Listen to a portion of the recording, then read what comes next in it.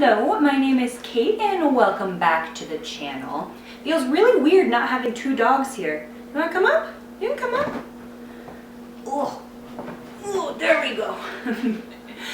So today, because last video we did a little treat for the dogs, I thought it'd be really fun to do a treat for your humans as well. So today I'll be showing you a super easy way to make bath bombs at home. Now, I'm going to kick these girls off the couch because we are using citric acid in this recipe, and citric acid, even for me, if you smell it makes you cough. So I'm going to kick these girls off because I don't want them getting into it. But before they go, I'll just show you these cute little bath bombs. They're nice and hard. We're going to use some pink Himalayan sea salt, so they're nice and Valentine's Day-y.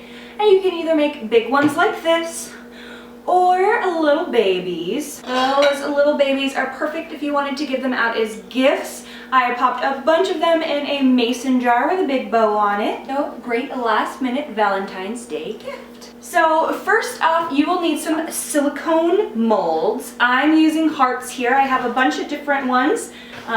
These are ice cube trays. No, Miko.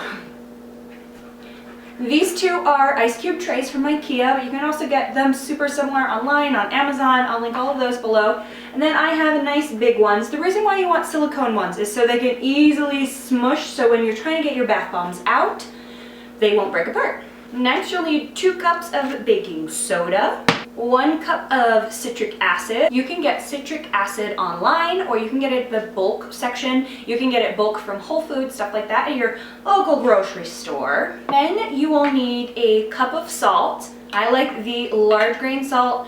This is Himalayan pink sea salt, makes it a little extra Valentine's Day-y. So there's half a cup of that. And then half a cup of either Epsom salt or Dead Sea salt. I'm using Dead Sea salt just because I love it, but Epsom salt is super easy to find. Your local Walgreens, CVS, all of that. Then this is 2 ounces or about a quarter-ish cup of shea butter. So when you let these melt in your tub, they will feel lovely, really, really moisturizing. So why I've measured all of this out beforehand is because I have a business of bath and body care, and all of my stuff comes in super bulk like this, so this is my shea butter tub. Then you will need some witch hazel. You can get this all over the place. Make sure you get the witch hazel without the aloe. Mine is in a spray bottle. It's so much easier to do than having to drip, drip, drip. Spraying it on makes everything super easy. I also have a couple of drops of my lavender essential oil. Once again, my lavender essential oil is giant, but you can find those tiny little jars. All you need is a couple drops. Mix it in with that witch hazel and you're good to go. And last but not least, some ribbon or twine to go around your jar if you're giving them out as gifts. So first things first, we need to mix in all of the dry ingredients. That is 2 cups of baking soda, 1 cup citric acid. Don't let that get in your nose, it will make you sneeze. Half a cup of either Dead Sea salt or Epsom salt, and half a cup of pink Himalayan sea salt. You can save a little bit of that to pop into the molds before you press in your product, just to make it a little extra Valentine's Day-y. Go ahead and mix that up super well, getting any chunks out so the liquid will mix very well.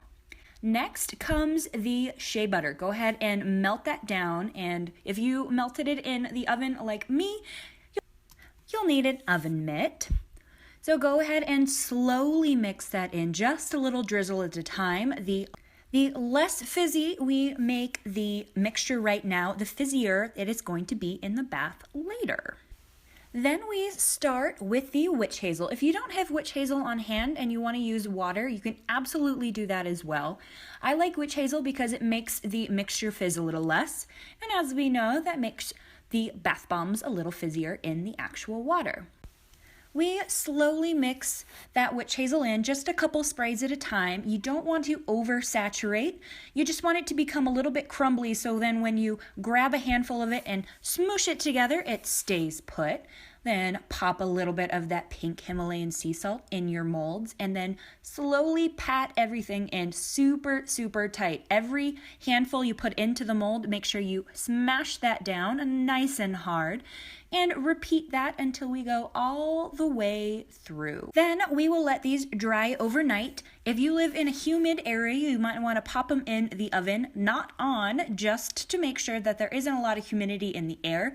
I live in Colorado, so these are fine on the counter or in the closet, because it is super dry here, but once again, we don't want any of the moisture in the air to make those any less fizzy. So after they pop out of the molds, this is the finished product. If you want them to be a little harder on the outsides, if they're a little crumbly, you can go ahead and do just a squirt of that witch hazel on the outsides to make them nice and crusty. If you're the kind of person that prefers a written down recipe, there will also be a link to my blog post with a couple different pictures and things like that below. Thank you guys so much for watching. I hope you have a wonderful Valentine's Day, whether you're with a loved one or by yourself. I will be surrounded by these two fluffies, and I think a couple of these bath bombs will definitely go in my bubble bath that night. One of the funniest things taking a bath with Nico around is she's very big into hopping into the bath. So you have to make sure that she doesn't sneak her way in, especially when there are bubbles or fizzies around. But if you like this video, don't forget to give it a thumbs up and subscribe, and we'll see you again soon. Bye!